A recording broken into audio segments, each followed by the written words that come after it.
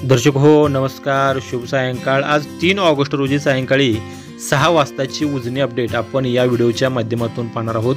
खरं तर आजची ही अपडेट अतिशय महत्त्वाची असणार आहे, कारण ज्या सोलापूर जिल्ह्याची वरदायिनी म्हणून उजनी धरणाकडे पाहिलं जातं ती बऱ्यापैकी चांगली वधारली आहे आणि उजनीचा पाणीसाठा हा तो वाढत चालला आहे।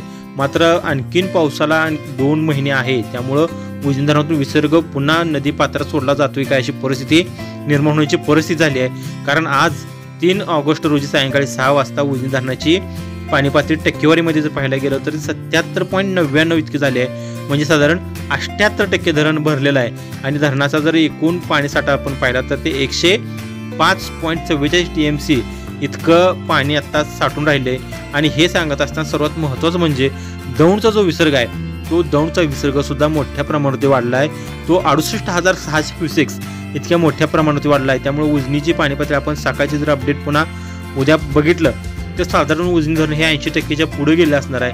आज सकाळी 6 वाजताची अपडेट आपण पाहिली तर दौंडचा जो विसर्ग होता दौंडचा विसर्ग हा 52,000 वरती होता आणि टक्केवारीमध्ये पाहायला गेलं तर धरण 72.19% इतकं भरलं होतं। परंतु या 12 तासामध्ये साधारण धरण 6% भरलेलं आहे।